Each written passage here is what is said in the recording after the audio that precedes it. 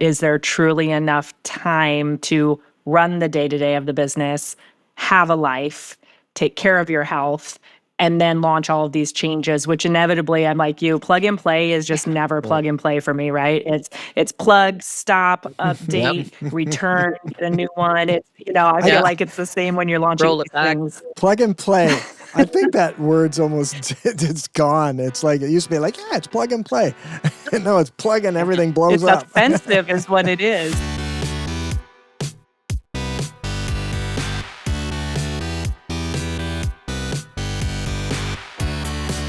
You're listening to The Successful Bookkeeper with your host, Michael Palmer. Listen each week as inspiring guests share their secrets of success to help you increase your confidence, work smarter, and build a business you love. This episode of The Successful Bookkeeper is brought to you by PureBookkeeping.com, the proven system to grow your bookkeeping business.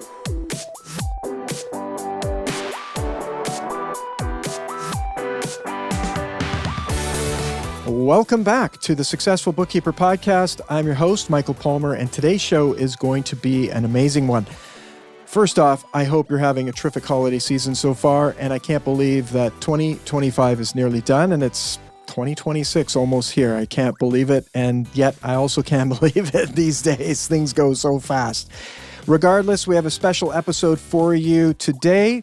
It's our year in review show, and it features a fantastic group of guests, including International Director of the Successful Bookkeeper Global, Lisa Campbell, Australian accountant, author, and accounting technology expert, Heather Smith, CEO of Financially Bookkeeping Solutions and Canadian Pure Bookkeeping licensee, Teresa Slack, and founder of Springstead Solutions and American Pure Bookkeeping licensee, Christina Springstead. Ladies, welcome to the show. Hello. Thank you. Thank you so much for inviting me. Great to be here. And did I forget anybody? Oh, it's great to have you. It's great to have you. So we've done this show several times now. The podcast actually enters its 10th year in 2026. So September 26 is when we'll have our 10-year anniversary. So it's remarkable. I can't believe it. 52 episodes a year. We've never missed one a week. And so you're all joining me on what will be our 10th anniversary, really, edition of the year in review, or the beginning of this 10th anniversary year. Mm-hmm. But really, the point of the show is I love to get a few voices from across the globe. And we have Australia, we have the United States, we have Canada, and then I've had conversations with people in many other countries as well throughout the year. And so I love to get the take of, hey, what happened this year? And then we start to look a little bit into 2026. So perhaps it's popcorn style. So if you have something you want to say to a particular question, we'll just go at it. And if you don't, that's okay. We can skip. I have about 10 questions that we did last year. We'll do them again. And we'll have some fun with it as well. Let's hope we have some fun for our listener joining us, can have some fun with us and sharing our journey through 2025. Mm-hmm. Yep. All right. Well, the first one is biggest surprise of 2025. So I'll jump in. And one of the things that I've always focused on is that accounting, bookkeeping, like love, are an international language. And I had some amazing opportunities to speak on the ground in Toronto, Las Vegas, Singapore, and tomorrow I'm heading to the Philippines. And I've been doing that for a while now, but what was really exciting about this year was I managed to influence quite a number of people to actually do that journey and travel with me to various places and speak as well and partake in accounting conferences overseas. And I think that there's amazing benefits and fresh perspectives from hearing the bookkeeping accounting world in another country. I can go with that one. Yeah. So if you think back this time last year, everybody was a little panicky about AI and their businesses. And I think the biggest thing for me that I saw this year was how people are really embracing it and leveraging it to help them in their firms, help them in their advisory, help them with everything that they're doing. So it went really, really quickly. And I think they're just embracing it even more every day. So I can't wait to see what 2026 brings. Absolutely. I love that and love bringing it to this show. That's been exciting. How about you, Christina? And I think we've lost Teresa, so hopefully she'll be able to pop back. The good old internet. I'm not surprised about the internet sometimes not working this year. Yeah. It's had a few outages. But Christina, how about you? What's been the biggest surprise for 2025? Well, I was going to make a joke and kind of pair with Lisa's that I still have a job since AI is here, right? Yeah. But in all reality, for me, it was a little bit more on the personal side. So, I'm a licensee. I've done all of this training. And when finally deciding as an entrepreneur to start executing all the trainings, right? So maybe stop walking into all the trainings, and how when you're really paying attention to everything you've learned and you start to execute it for yourself, how your business just really lines up for you when you're paying attention and building with intention and purpose. So that's not really industry specific, but for me and for my other entrepreneurs is sometimes we have to stop educating and start executing. And so it really was great to say all of these things, and I'm all for education. But when you go and execute these amazing things, it will all line itself up for you. So I really love that comment. Stop educating, start executing. Well done to you, Christina. Yeah, that's great. And that is, it's not just in the industry, it's personal. Take it personal for these questions as well. thank you. That's worked well for you, and I think for our listener. And so 2026, perhaps we can put a rubber stamp on 2026 is going to be the Yes. theme of executing on all the education that everyone's probably done already. And if you haven't, we can certainly, there's lots of education out there, but execution is sparse. And I see we have Teresa back. Welcome, Teresa. Hey, don't worry. We've told everybody, there's I said the one thing I'm not surprised about is the internet sometimes not working. Yep. So this is Ron. Biggest surprise of 2025 for you. What's that been, Teresa? Well, the biggest surprise was I'm here from a hotel in Montreal. I wasn't prepared for the meeting, so so that's a big surprise. But hey, we can wing it. We're all good. I would say the biggest surprise for 2025. Has anybody else answered? Because then I could have a moment to think about it. Yes. No, we can swing back for that. Okay. And it's okay. And that's the thing. This is it's when we're recording it, it is live, but we can edit and we can chop and dice and slice, so it's all good. And we probably won't even, because we are humans. And I think that's maybe the biggest surprise, I'll just say, is really the AI and how fast it's moving. Yep. And not just for business, but for everyone that does anything. It's amazing what the technology is doing. And I think it's also exciting that whilst AI is doing all these things, the human is still the human, and we have a huge role to play in all of that, just like having a conversation today and having fun with each other and sharing our visions, our setbacks, our lives. That's precious and scarce, and will become even more scarce. And things that are scarce are valuable. So an interesting way to look at it. But I'm very excited about AI. It's empowering small and medium-sized businesses. Big quote I heard this year was, AI is Ozempic for corporations, and for small businesses, it's growth, it's fertilizer. And so that's great for small business, because we know on this podcast, small business is where it's at. It's what keeps the communities Yes. going and thriving and all that good stuff. So Yes. hooray for the tools that are being put in front of Yeah. small and medium-sized businesses on this podcast and those listening. That is one of the greatest quotes I've ever heard, Michael. The Ozempic one? I'm trying very hard not to Yeah. laugh very loudly at that. Yes, Good one. it's one that I'd have to remember the fellow's name. He's got a newsletter that comes out. If I remember it, I'll bring it up. It's an amazing newsletter in terms of just what's going on in the world from kind of the just business wise. But he's a brilliant person, and that was Yep.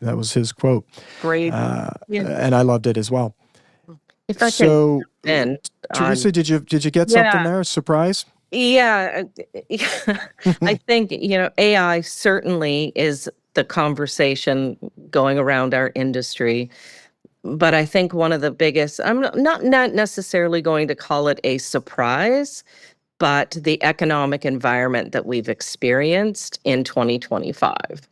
Considering the change in leadership in the US and some of the changes that have happened, and that has had a global impact on many of our clients. Tariffs and the changes in the rules that are happening has caused a lot of clients to have to pivot, to change, to look in different directions to be able to maintain their profitability, their ability to purchase the products and services they need, and then being able to then deliver to their clients. We've seen a lot of that. I specialize in e-commerce, and this has had a major impact because of tariffs. A lot of clients around the world have had to really think strategically on how they're going to continue to run profitable business in the new 2025 world. Yeah. Seen a lot of- Well said.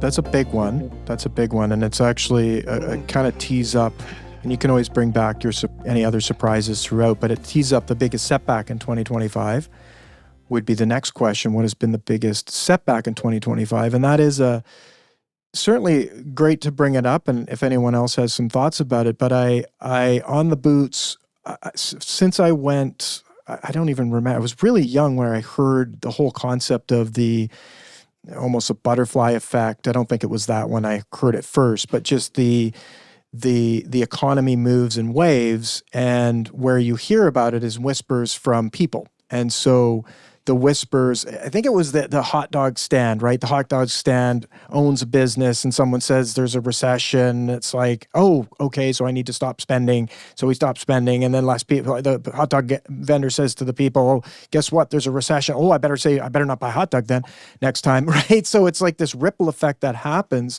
and you hear it from people around you. And so I've been quite surprised how much I'm hearing it in trades, in other industries. And so, yeah, it's this ripple effect that's happening globally. But I'd be interested to hear as well from Heather, because on this particular episode, we have predominantly North America here. But are you seeing the same things in Australia? I really like your use of the word ripple. And in terms of the world is a bit wobbly at the moment, and people are concerned, and there's a lot of conversations happening around that.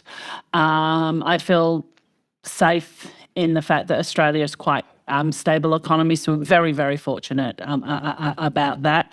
And I do think, it's biggest setback, but I'm going to sort of circle around and take a positive spin on that. Bookkeepers have such a positive ripple effect and impact on the community they work with, and that heartens me.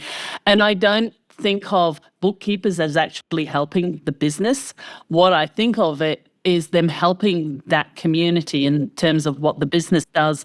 It means that the parents of the business can go and watch their daughter do ballet, or their son do football, or the other way around. I didn't mean to be gender specific then. So yes, ripple is a really important word, and there are things happening, but we as bookkeepers and accountants have so much that we can actually energy and positivity that we can put into ripple effect and impact on the businesses and communities around us. Absolutely. Who better right now when those ripples are coming through? Like Teresa had mentioned, you're there helping these businesses do the pivot and figure those things out. And I constantly think and say, what would we do without that kind of visibility? And when you have a great bookkeeper, someone who's a shepherd of the finances, and the better the shepherd, the better the flock. Mm-hmm. And so, sometimes there's some wolves come after the flock, but we got good shepherds on our money, and we're going to keep those wolves at bay. I got some analogies today. I'm You throwing do. out there. But that is the key. And so even more, and what I love is things that people are doing when we talk about profit first, we talk about pure bookkeeping, when we talk about accelerate to advisor, we talk about the CPB, we talk about the organizations and associations in Australia, all of them. The stronger we get together, the better we can do and serve our clients. I was reminded recently that the job of a bookkeeper is to empower business owners around their finances, right? And I forgot that for a couple of years, just when I was doing other things and thinking about other things. And it's like you bring it down to the very basic piece, which is that. And you really highlighted that, Heather. So thank you. And remind our listener that that's primarily your job, is to find ways to empower them. And when you do that, they end up at the ballet, they end up at the hockey rink, they end up at the football pitch, cricket pitch, whatever, from whatever country you're from, whatever sport you play or hobby that you do, or your kids do, that's it. So we're on setbacks. If there's any others, things that you think that you've seen in the industry or personally that you've gone through, I'd love to hear about them, and then we'll move on. I'm happy to share. For me, the setback was capacity related. In a previous podcast, Michael, you and I talked about how I'm loving cleanups and catch-ups and providing that service for people and helping them get caught up so they can figure out where they're moving forward. So capacity-wise, health issues had come up this year because, I'm not aging backwards, sadly. Let me know if you know how to do that. But some health issues came up. Being a good boss and giving flexibility for my team to go to school, which means schedules change. And then also in doing those cleanups, I just realized my communication with the tax preparers wasn't really great. And I took on some cleanups and realized I was taking their last minute filing deadlines. I was taking that ride with them, even though I didn't intend to, because my work had been done months before and I had moved right on and and then they brought me right back into, hey, can you remember 9 months ago when you finalized this? And so that ate up a bunch of time and capacity when I was traveling for Profit First and going to ProfitCon and my son's birthday. And so just realizing that not having the right staffing for when those unexpected deadlines come up and needing to be more communicative with all team players, not just my client, but everybody who is working with a file that we're in. So that for me was a big one. So true. So true and critical. Mm-hmm. Unfortunately, it's one that I'm sure many of our listeners have gone through or are going through or at some point, human capital and the people around you, it's critical. Any other setbacks, anything anyone would like to share, and we will move on. I'll jump in. I did like your term at the beginning, popcorn style. So I'll pop in. Please do. I'm a really big proponent of advocacy for professional associations. So one of the professional associations I'm a member of 3, one of them being bookkeeping one and 2 accounting ones. And they have a global council. And I campaigned for my 6th time to join the global council, and I was unsuccessful again. But I see there's a lot of positive in doing it, and I learn and I connect with people each time I do it. And I'm going to try again next year.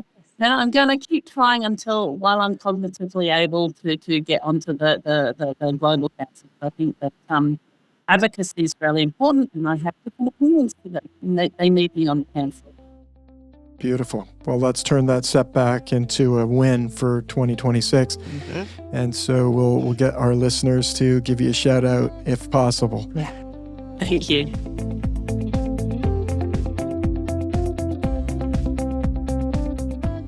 Okay. And yes, please popcorn style, and we can jump back to other questions if something comes back up. That is the idea. This one is a heartwarming story. I love hearing the heartwarming story of client success and maybe how clients have thanked you in 2025, or people in the industry if you're not directly working with the clients. But I always love hearing those heartwarming, change-making, transformational type stories, and I think it's important to share them. Well, I'll jump in because I work with hundreds of bookkeepers, and I am actually It's so heartwarming to see the mind flip when, like, we talk about setbacks, right? Setbacks also become opportunity. And so a lot of the bookkeepers that I've worked with or that I've seen or listened to, they're really stepping into their role as leaders, and they're taking the reins, and they're getting that mindset switch that this is not a pie in the sky thing to be helping entrepreneurs. You can actually do it, and it's baby steps using the tools we talked about, like AI and other things, Profit First, things that we can use to actually guide them. And let's face it, we've been through stuff like this before. We went through the pandemic, and everybody flipped, and everybody jumped in. It was all hands on deck, and we as professionals learned more and more about our capabilities. So in the past year, I've really noticed a lot of people really stepping into that leadership role. And to me, that's like, step up to the plate. Let's go. Let's help these guys out. So it's really heartwarming to see that. That's wonderful, Lisa. Do you find one of the things I find with the bookkeepers in Australia is they have the advisory conversation, but they have it over a cup of tea. They have it while they're having the smoko, and they don't actually realize it's the advisory conversation, so they don't even charge for it. And I'm like going, what? That was the most important part of your time with them. And Absolutely. Do you find that happens? Oh, that's my world. That's what I deal with every day, making sure that they can identify it first and then that they're charging for it. And it's not a matter of, you're trying to get all the money. It's just that you have valuable experience. You've got years and years of knowledge and tricks up your sleeve that they couldn't progress forward in the way that they do if you hadn't stepped in. So yeah, we see that all the time, Heather. Yeah. It's a mindset. And bookkeepers tend to undervalue themselves and not realize just how incredibly valuable they are. They don't realize that conversation over a cup of tea had a major impact and allowed that business owner to make a decision that moved them where they needed to go. So I think being connected with organizations like the ones we're just mentioning, Pure Bookkeeping, Profit First, communities that help you to understand and learn your own value. Bookkeepers are so incredibly valuable. They just need to do that work to believe in it themselves. They can do all of that advisory. They just don't believe that they can. And they're doing it, and they don't think that they are. So once they can make that shift, can't stop them. Yeah. I love that. I guess I'll speak to actually doing bookkeeping, and what I've heard from a client that relates to all of this is I've had many people say to me this year is, that makes so much sense. Why didn't my CPA just explain it to me that way? Why was this so difficult? That just, like, you're the only one who's explained it in a way that I can understand. And so that is extremely, one, saddening, right? Because there's so much, I guess, industry lingo going around, and we're not stopping to say, hey, someone who isn't in this industry, how do we get them to understand it? And it's not going to be the same per client either, right? So it's understanding who that client is, what industry. And when you actually have them come back and be like, oh my gosh, I understand what that means. I get it now. That to me is heartwarming, because that's the whole reason I'm in this, is to make an impact. And when that happens, and I've been serving boards, and now the boards are saying, oh, we understand the financials, never did before. They're now going out and telling other business owners, if you don't understand your financials, you don't have the right people in place, you need to get education, you need to get the right. So that is what has been great. And that ripple effect, right, is one that's going to make impact massively through communities, because we are so globally connected now. So I love that part of it. Yeah. Maybe for everyone listening in, we can encourage you to actually fish for those heartwarming stories, and you're going to hear this, and you're going to be sort of entering 2026. Shoot out an email and say and ask people, it's sort of in a kind way, what impact did I have on your business? And 'cause sometimes people just don't tell you unless you sort of accidentally stumble over it, and then they're there. So I encourage you to do that.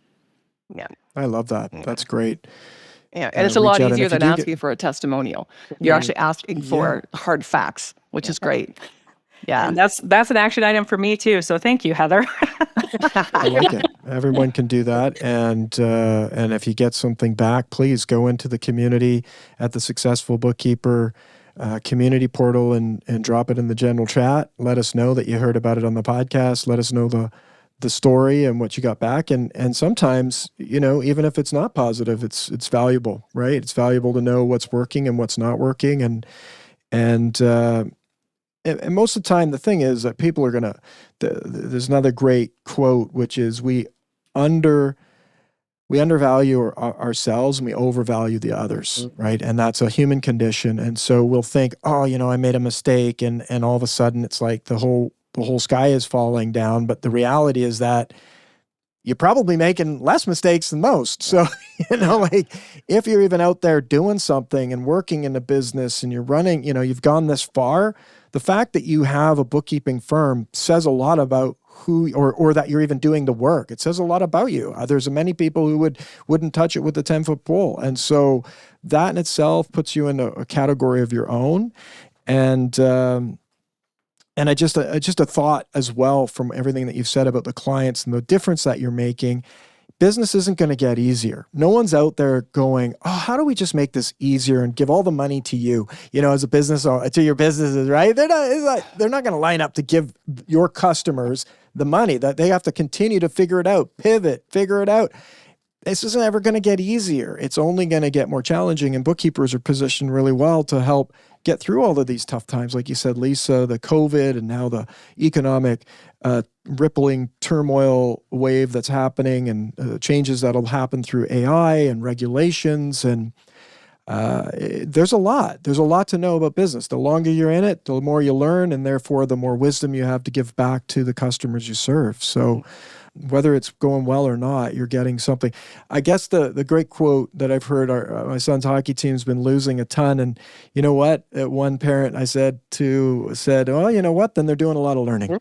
Like you don't learn when you're winning as much as you do when you're losing. Yeah. So there's good things that come from whether things are on the uptick or the downtick. Can I add something to this whole Ripple thing? Yes. And the effect. Like we all that are having this conversation right now, we all work with bookkeepers, serve on communities or committees and stuff like that. So I personally do it because my reach is greater if I can work with the bookkeepers who can then work with the business owners. And so we're all collectively doing that. So I want to stress the importance for anybody who's listening of being part of these communities, of continuous improvement, of always learning. Because if we as an industry as a whole are all improving ourselves to improve the effect and the impact that we have on the business owners, the backbone of our society is just going to get better. Like there's no reason, in my opinion, why any business should suffer this day and age with the help that they've got with the bookkeepers in their back pocket. The only exception being maybe if the model is wrong. But other than that, if they just need some input, some advice, they need to understand their numbers, like Christina said, not accountant speak. And when we have that, and we can build up other bookkeepers to do that, and those other bookkeepers are continuously wanting to learn and improve, it just makes for one heck of an industry, I think. Mm-hmm. Yes, I agree. Well, and I think the bookkeeping industry is full of people who love to learn. This industry attracts people who are lifelong learners.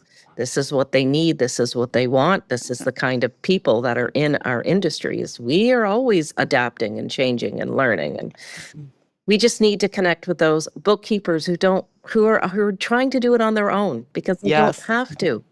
They don't have to necessarily go through all the things that we did wrong when we started.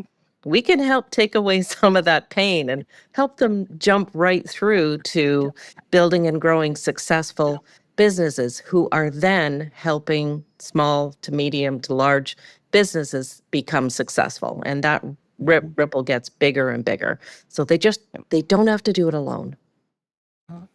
They do not. And they learn, but they also have the opportunity to be inspired too when those that are being successful share what they've done. And that's often, sometimes I think people, and I know down in Australia, they call it the tall poppy syndrome, right? It's like, oh, I don't want to say what's gone well for me in case somebody come lob my head off.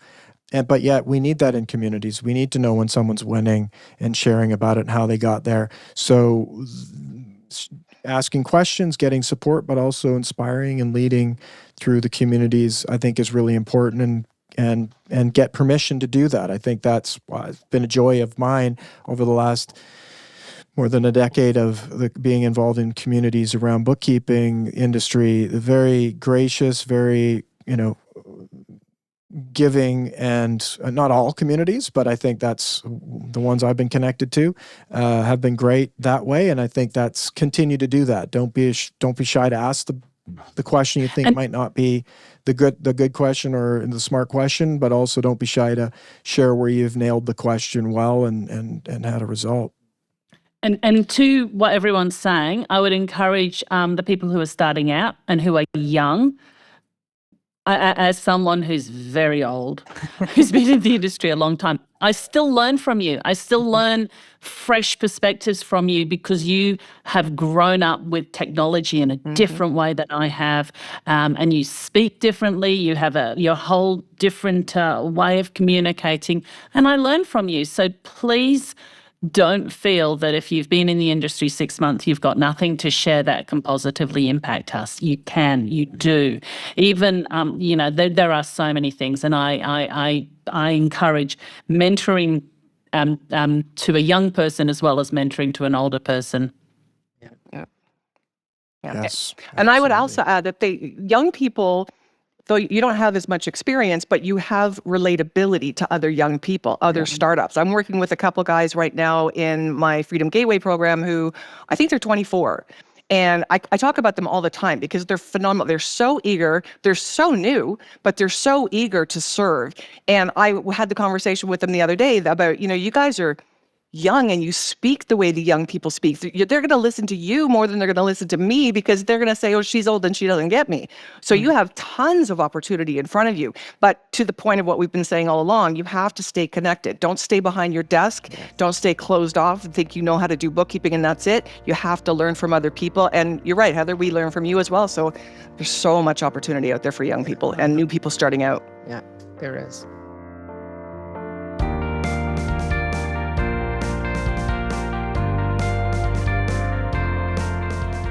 Okay, so this one is, we talked about the heartwarming story of client success. Any heartbreaks of 2025? I could share a client story.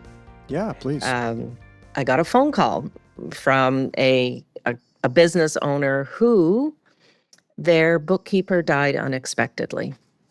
Ooh. And this is a large electrical company, lots of staff, lots of projects, very busy. So we're talking a large payroll.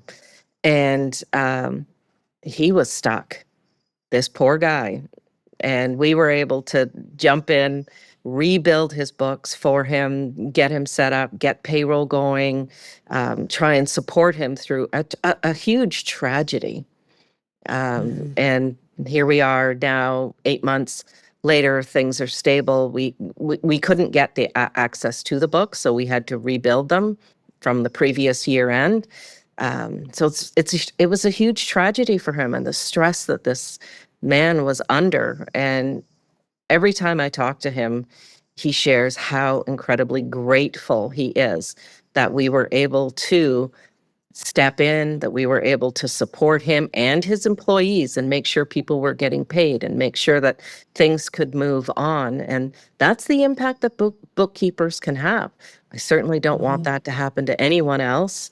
But that was a big tragedy for this man, but we could help him. Yeah. That's huge. And it's also a lesson. Yeah. It's a lesson for, as unfortunate as it was, we also all have to think about us. Like if something should happen to us, what happens to our clients? Yeah. And this is why I will always say this till my last breath, how important it is you systemize and standardize so that somebody else can pick up where you left off, because you're actually, you may be doing a great job for your client at the time, but if you leave them stranded, I got sick 3 years ago and I had to take 7 months off.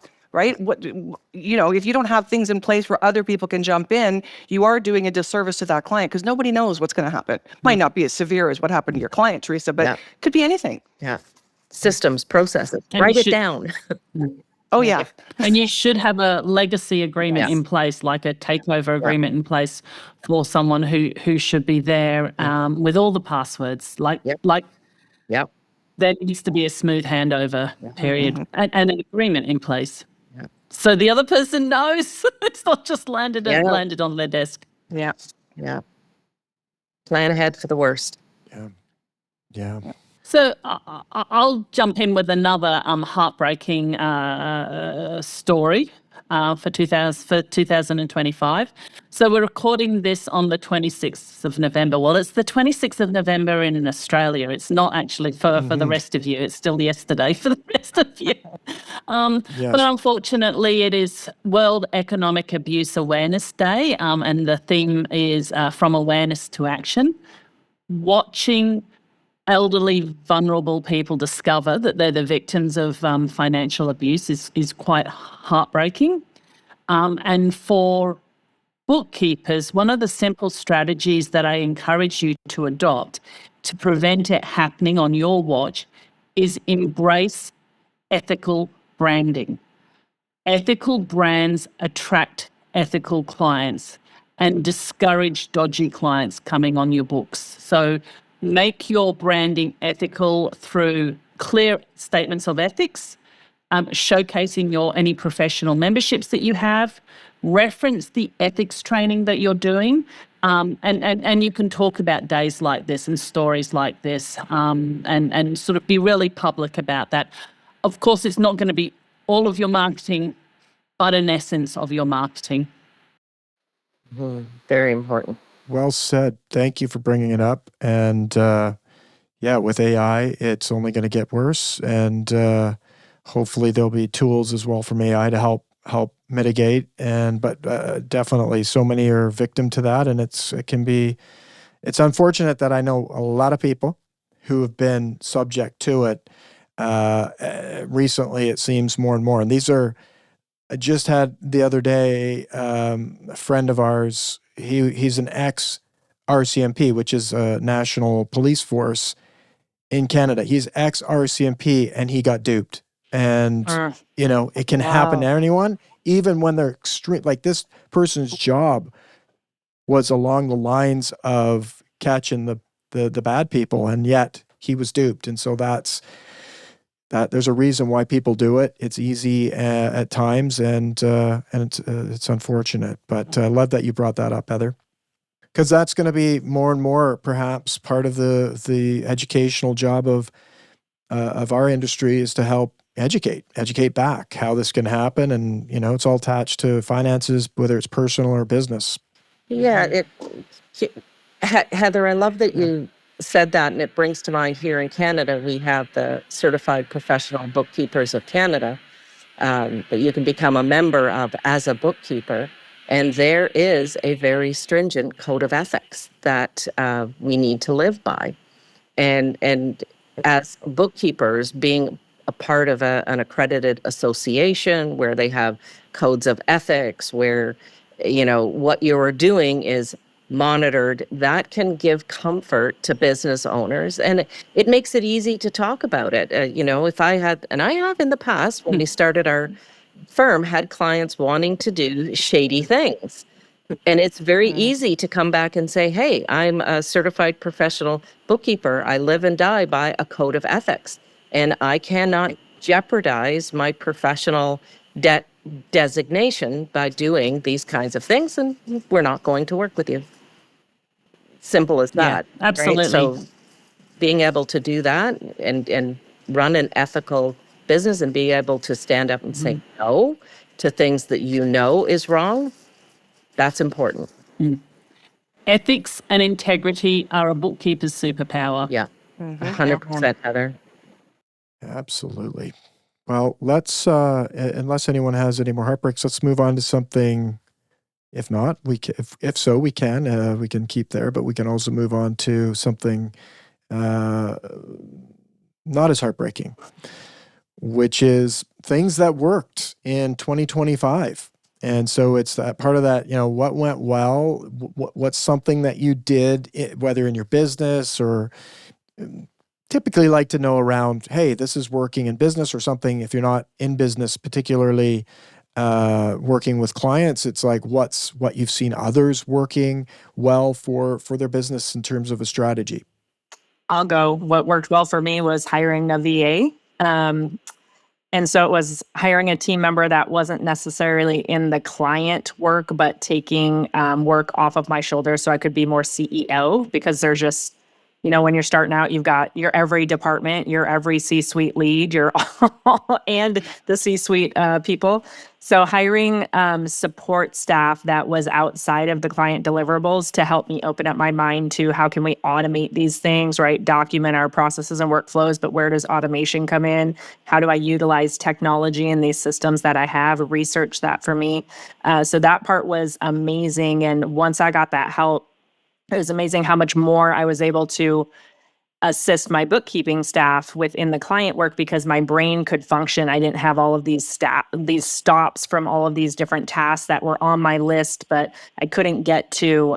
So that was a game changer for me, is really recognizing sometimes we're focused on we need more client support staff and kind of forget about we need staff to get just even the operational pieces off of our heads so we can look at our business in a holistic view. So that was very helpful. And that actually steamrolled into me hiring a personal assistant several months later to get even more off of my plate. And so my brain has been able to process a lot more, see my vision more clearly, identify things that I put on my plate that really didn't qualify. We were talking about the education, right? Education to execution. I was able to, all these little, I've got to do that, and look into that from all these education things and saying, yep, that doesn't qualify anymore. Nope, this doesn't make sense anymore. And really clean my path out so I could have a better vision of where I was going. So that was a huge for me. Thank you, and congratulations. I can share. Bring that. Yes, please do. In 2024, we implemented Pixie. In 2024, it was called Pure Workflow. 2025, the team got really good at it. So having workflow system that is designed for bookkeepers and getting the team to the point that it becomes the source of truth, where all the client information, all the workflows, everything is focused in that system, we have seen in 2025 a huge efficiency increase. But it took time. It took time for our team of 10 to get good. They'd be like, "Oh, I recorded a loom." I said, "Okay, did the link go in the client field in the workflow so that it's picking up and filling the information?" And really, this year we started to see the benefits of having that kind of a tool where everything is focused. And I have to say, it has made a major impact for us. I love Pixie. I'll admit it. Congratulations. Fabulous. It does all the things we want. Very good. It's designed for bookkeepers, and it has worked well this year for us. Thank you. Well, that's great to hear, and I think it applies to every tool we use. Though it only works as well as we use it, and people learn it. I mean, we have tools internally that they're the best tools in the marketplace, and if you don't know how to use it and you don't implement it correctly, it's useless. It provides zero value. So I think that's another piece, and that goes along with Christina's quote at the beginning, which is executing on things. You got the education, you have the knowledge, you got to execute on it. It sounds like that was what your team did this year, which is great to hear. Yeah. And I'll go off of the Pixie bit there. Mm-hmm. So yes, just the whole thing in general. I think one of the things that worked for us as part of Successful Bookkeeper Global, working with the bookkeepers, is we made some changes to our team, our higher level team, which was very beneficial, because we now have a very succinct way of looking at how can we serve the bookkeepers better? And we're not building anything in a vacuum. We have people having real conversations, and we've made some really good changes about meeting bookkeepers where they're at, whether they're just starting out or they're seasoned vets, like anything like that. How can we help you move forward? Not in a way that, you have to use this and you have to use that. Generally, where do you want to go? We'll guide you in the right direction. And so, just even things like making changes to how we implement the pure bookkeeping system inside of Pixie. Super, super easy to do it now in segmented pieces where we didn't have that before. So a lot of really good things came out of changing the team and not being in a vacuum and actually having conversations with the bookkeepers that we serve made some really impactful changes this year. Yeah, and that I think a lot of that too is getting down to the nuts and bolts of what's really going on, and that sounds like that the same sort of trend for you, Teresa, as well, which is looking deeply and going, okay, what's working, what's not working, how do we make this work better? And that's time, right? It takes time. And, Michael Gerber's quote, working in your business or working on your business. If you're not spending time going and working on the business, you're just going to keep doing the things that you're doing every day. And that could be good things, but often it's not. And so it requires a little bit of stepping back and looking deeply at what's actually happening. And is that working well? And can you have that work better? So congratulations to both of you, to all of you who've done something along those lines and improved the business in 2025. What about this next one is kind of jumping back into what didn't work in 2025. So it's a do better. And I'll put this one on there as well. Number 7 is never do it again. So I'll put those two together because they're kind of the negative ones, but didn't work as well as you thought it might. And then we're never doing that again. I'll jump in, and with a controversial comment of things I'll never do again is I never leave product suggestions online, as I don't believe they read them. I believe they just put them there so we can vent online. I may discuss them in the forums to see if other people are having the issues with the technology. But if I'm having an issue with the technology, I want to talk to a person directly about it rather than putting comments online. Yeah. So bit of a weird one, but that's my not wasting time doing that online. Well, there you go. Well, that could be as the comment I made about humans, right? It's like I want to talk to a human, want to discuss the issue, and understand what's going to be done about it. And that is, the more we are in an automated world, the more likely there's going to be these things where we're doing work or things that don't end up ever touching or coming near a human. So that's thank you for that. Let's go over to you, Teresa, perhaps, or there we go. Everybody's moving around on my screen here. So internet issues again, people coming and going. And I'm like, who's got their hand up? Yeah. I don't want to say I'd never do it again, but implementing major change in your organization takes perseverance, and it takes commitment and belief in what you're doing. And there was a major implementation and major overhaul of how we do work in our firm.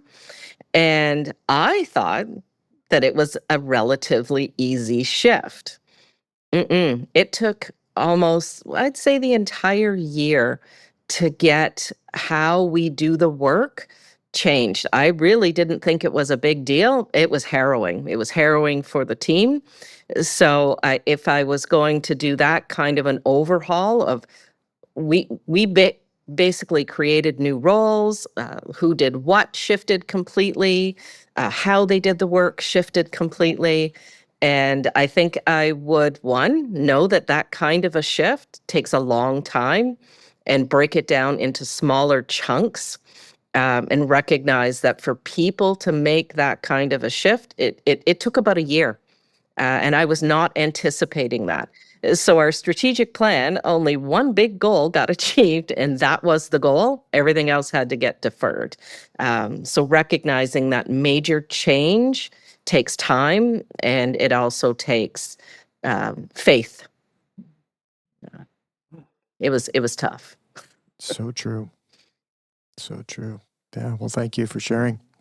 I would piggyback off that. Mine was trying to implement too many automations and systems at one time. So in hiring a VA and an assistant and having my bookkeeping staff and really wanting to dial in the processes and consider bringing on more bookkeepers, there was a lot that had to be addressed, and I had to work with multiples of my team members, and there just wasn't enough hours for me on top of having a family and serving in the community and doing all this stuff. So I would be with you as all these lofty goals to move our business forward, but is there truly enough time to run the day-to-day of the business, have a life, take care of your health, and then launch all of these changes, which inevitably, I'm like you, plug and play is just never plug and play for me, right? It's plug, stop, update, return, get a new one. I feel Yeah. like it's the same when you're launching Roll it these back. things. Plug and play. I think that word's almost it's gone. It's like it used to be like, yeah, it's plug and play. No, it's plug and everything blows It's up. offensive is what it is. Yeah, because it's never plug and play for me, ever. Yes, the world is getting so interconnected. It's like, be careful which plug you unplug and which one you plug in. Yeah. Yes. Well, thanks for sharing that. So we're do better, never do again. Yeah, sometimes taking on too much. I would say that's, I would relate with that, taking on too much. It's like multiple fronts of things and focuses. It's one of the key strategies to any success is focus, and often that would be for me as well. And this year is we're trying to do a lot of things, and sometimes that cannot move as quickly as just picking one and moving with that.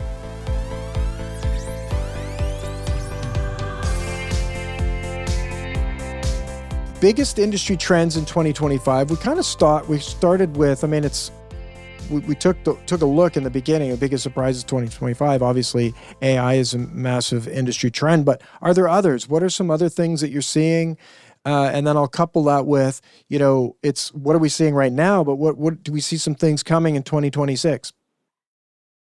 My note, it kind of goes back to AI, but I think what I see, my gut says that what I'm seeing is AI in bookkeeping. I think it's great for transactions and kind of day-to-day stuff, but it really isn't going to replace us, as some people think that, I keep seeing all these videos on Facebook and I don't need a bookkeeper and I can do all this stuff. And I've tested it and boy, you still need a bookkeeper. But I think the trend is going to be people pairing that with a bookkeeper, not looking for it to replace, but pairing, which is where I think we have this opportunity to move more into advisory, because AI can take a lot of that, just a bookkeeper, I don't want to pay that much for bookkeeping, and where that comes in. And now we're helping people understand that. And to pair that with it, I am seeing, maybe because of the conditions of 2025 and everything going on, but business owners are wanting to understand their numbers. They're craving and asking to do so. They're not really having this, it is what it is. They might not be ready to dive in deep and read all of their reports, but they are ready and they want to understand what's going on and have an idea of what's going on, because I think there's this unknown. What is the economy? I don't think people really know. And when you're talking about the ripple effect of what you hear, right, the hot dog cart, is we're hearing all of this stuff through social media, and some of it's not true, but people are taking it for truth and spreading it on, right? So some of my bookkeeping friends are like, are you seeing this? Because I expected a lot of my clients to go out of business, but yet they're thriving because they've taken this information, right? One little snippet. So I think it's going to be that. It's pairing AI with bookkeeping, which will propel bookkeepers forward, and business owners will more understand the value of what we bring. Yes. Absolutely. It's so true. And it comes back to that empowering business owners around their finances. There's so many new tools coming and advances coming. Lisa is going to be leaving us very soon. She's got to go, and we're going to wrap up really quick. So as well, but I'll let her go first. And really it's, I don't want to cut anyone off from that last question, but I will let Lisa sort of say her goodbye, and also what does she see for 2026, and also a goodbye from her. Okay, so I'm going right on what Christina said, 100%. You're leveraging those tools. Business owners are not looking to pay for transactional work. They're looking for guidance. So if we can take some of the heavy lifting off of ourselves with the transactional work, think about things we did years ago. We'd go to an office and have invoices and mark them, posted and file them away. We don't do that anymore. So if we can take some of the cost off of that and put more of it onto the advisory that actually has transformation and impact, I definitely see that's where we're going in 2026. I've seen a lot of it in 2025, but I think if bookkeepers themselves will just open up their minds and be willing to realize that it's not rocket science. I can do this. Let me leverage some tools that are out there and let me step into that role and give yourself permission to own that role. That's where we're going. That's where the support is, and that's where the value is going to be, especially in 2026, and it's just going to keep growing. that's my thought on that. Thank you. Well, thank you, Lisa, for being on the show. And we'll let you sneak in and maybe. Thank you for having me. I'm so sorry I have to jump off. It's okay. That's okay. I was late. And so we're, Yeah, I'll so jump in on open it that if back that's to. okay, Michael. Yeah, please do. I have the exact same opinion. If we're starting to think about 2026, I think there's two main focuses. One is how will the bookkeeping industry come to terms with, embrace, and bring AI into their firms to create efficiencies, understanding that business owners don't care about that part. They care about that trusted human who can help them navigate what's going on in the world, that they can have a conversation with, that can be their champion. I remember I had a call with one of my clients probably about 6-8 months ago, and she has on my team a bookkeeper and a client manager, and she called me and she said, every time I hear from them, all they're saying is, I don't have this, you didn't send me this, I'm missing this, I'm missing that. And she said to me, what I need is that valued partner. I need that cheerleader. I need that person who's going to tell me that, hey, this is what your numbers mean, and we got you. I mean, yes, we still have to ask for the missing thing, sure, but that was missing. That's what they need. That's what they care about. So the more that we can focus on delivering for them, that peace of mind, that understanding of the numbers, that, hey, you've got this, and here's the steps you need to take to help you get there, the more valuable we become. It doesn't matter how much AI is doing the day-to-day stuff, it's the advisory and the partnerships that they care about. So that's the one main focus I think that's going to continue to accelerate in 2026. And then I do have to come back to the economic environment. Businesses are having to get more creative. Maybe a lot of industries have been kind of set in their ways and doing things the way they were, and now we've had a major shift. But I don't necessarily think that's a bad thing. I think, having to look at how you're doing things and the partnerships that you've built and where you're purchasing your products from, and who you're partnering with, that I think is going to continue to be a major focus in 2026. So those are kind of in my mind, the two big areas that we can have a lot of impact, and we can support businesses around the world as they navigate these things.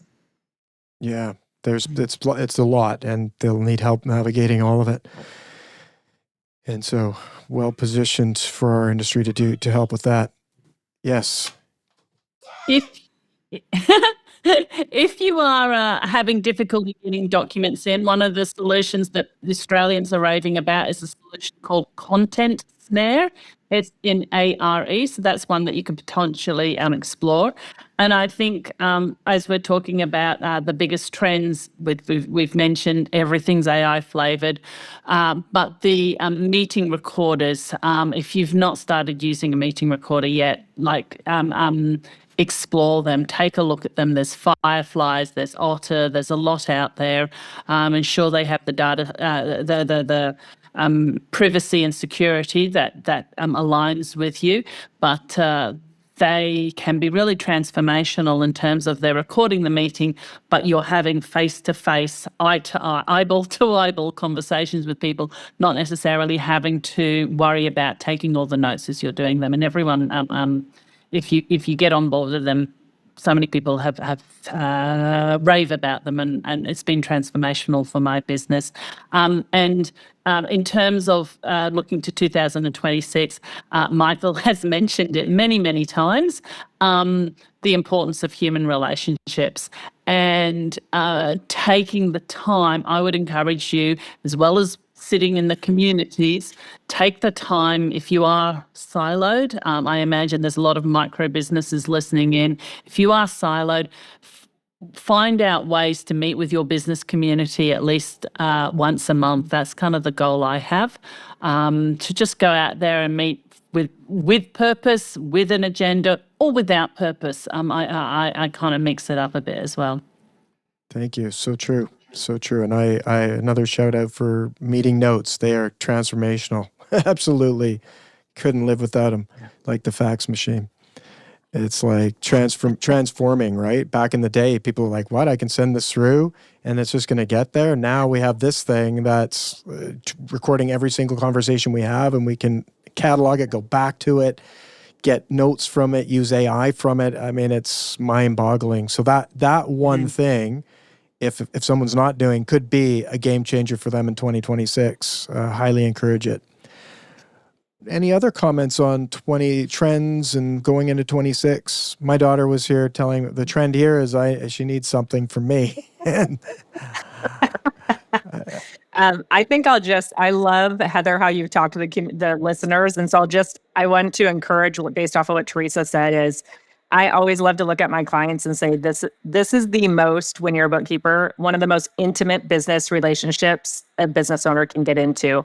And so when you're in bookkeeping and learning bookkeeping, and there's 100 ways to do different things in bookkeeping, right? So if you didn't do something the way someone else did, don't believe that you're wrong, right? There's 100 ways to get to the same destination here.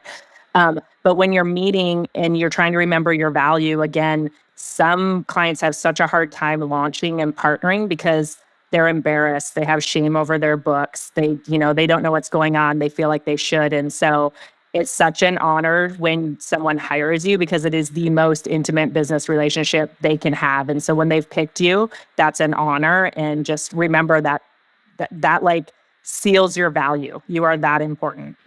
So true. so true.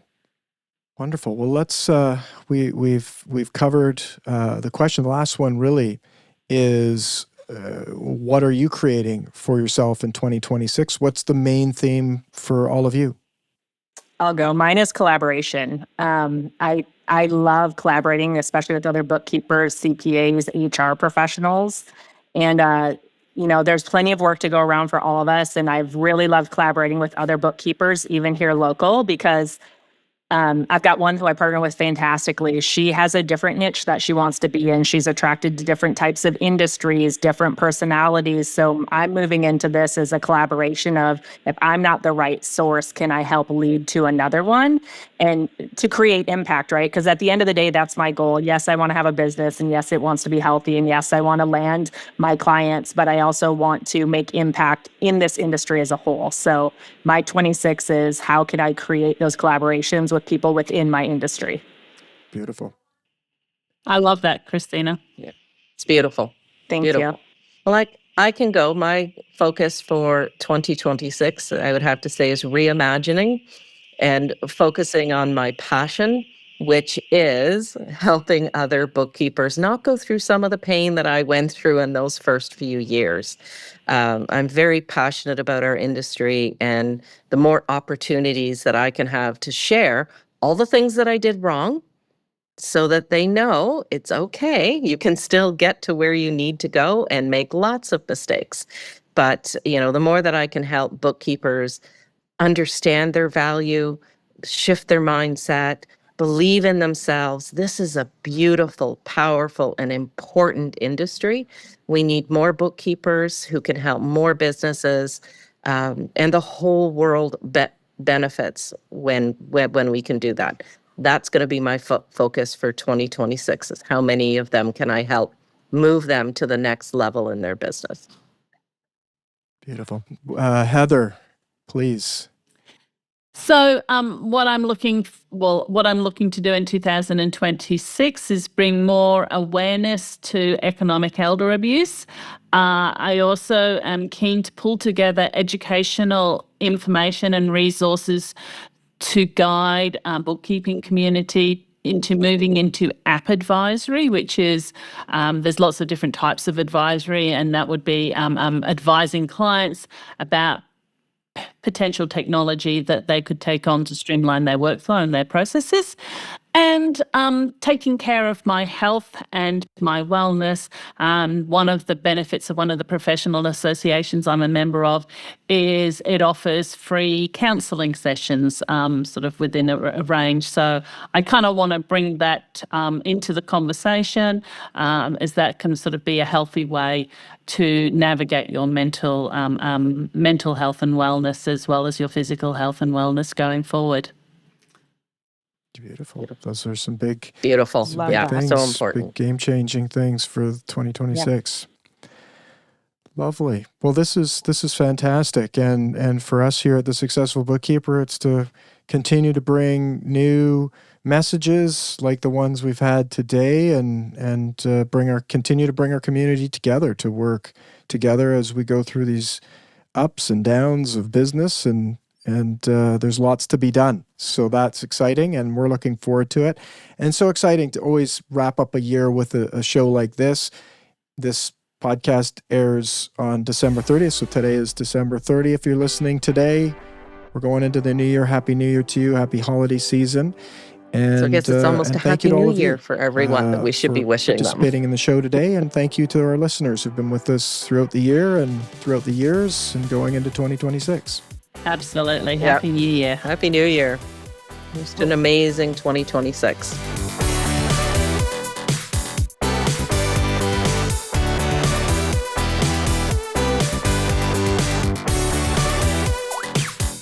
You've been listening to The Successful Bookkeeper with Michael Palmer. For more information and to download the resources mentioned in this episode, please visit us at thesuccessfulbookkeeper.com. Thank you for listening.